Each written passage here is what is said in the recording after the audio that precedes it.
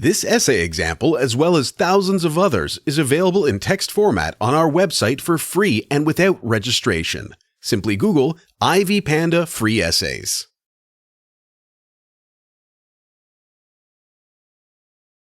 Introduction. My Life Had Stood is a brilliant and enigmatic poem that delineates Emily Dickinson as an artist, the woman who must deny her femininity, nay, even her humanity, to achieve the epitome of her persona and the fullness of her power in her poetry. The poem was composed when Dickinson had attained the peak of her writing career. The poem represents her most extreme attempt to describe the volcanic nature of the power of art, which she righteously claims to be her own.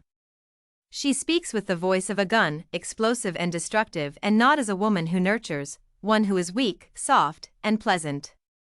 On the contrary, in terms of the poem, she is a gun, and rage is part of her being, in so far as it permits her to explode.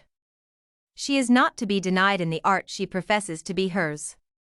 She is the master of herself, no matter how aggressive, masculine, or inhuman society may judge her to be. Ideas of Dickinson's poems. Through her works, Dickinson reveals her true self within her alienation, aggressiveness, desire for revenge, and power to kill. The poem intends to express all aspects of her true and unacceptable self. My Life Had Stood is a poem central to understanding the poet and the condition of the woman artist, particularly in the 19th century. Dickinson was prepared to grapple with the difficulties confronting women writers of her time.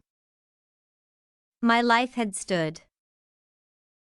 In the first stanza, the term identified refers to the conversion experiences that permit the individual to be a Christian to another Christian and herself. The Christian narrative form in this poem is enacted as the object instrument role of the gun. The master story confers identity on the gun.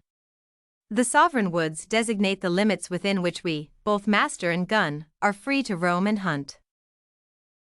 Throughout the poem, the object, the gun, increasingly takes on the status of the subject.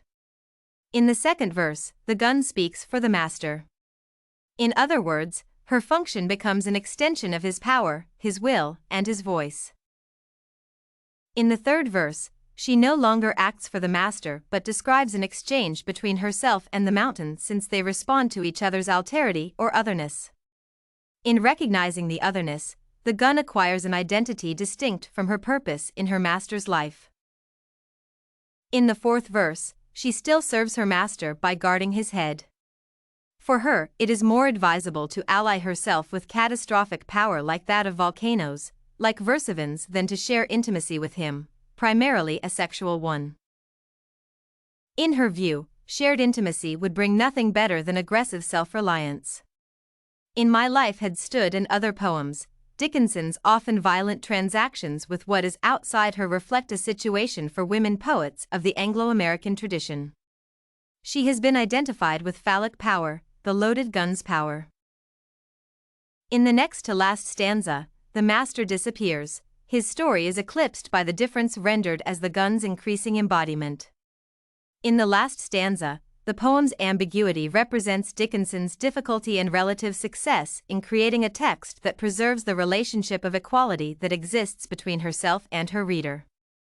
This is reflected in the poem's exchange between the gun and the mountain. Considering Dickinson's time and upbringing, it is unlikely that she would have been comfortable with the high degree of rage and aggression exhibited in this remarkable poem.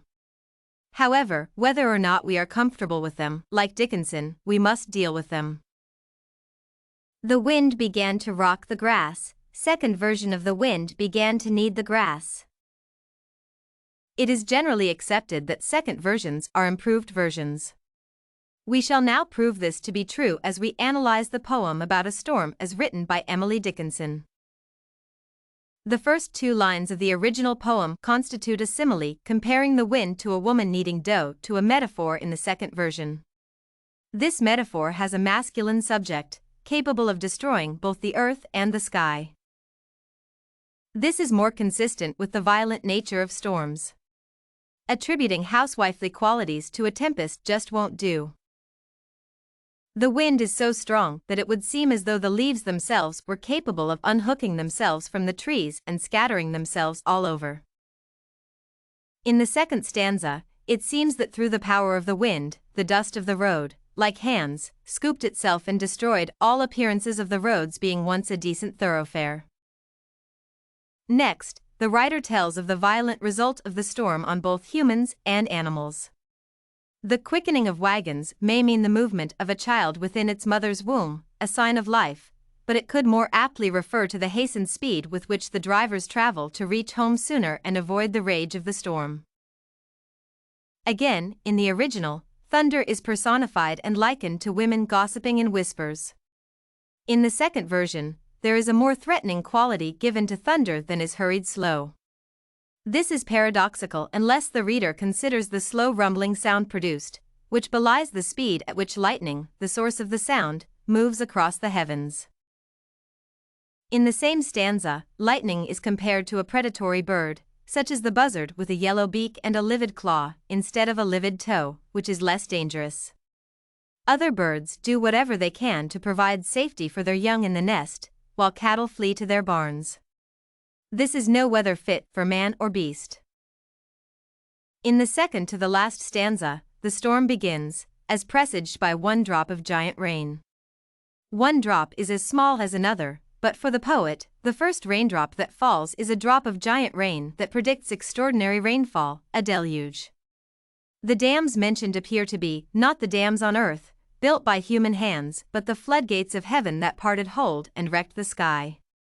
The reader will not be surprised if Dickinson meant the great flood in Noah's day that bypassed my father's house, but not the rest of his creation on earth.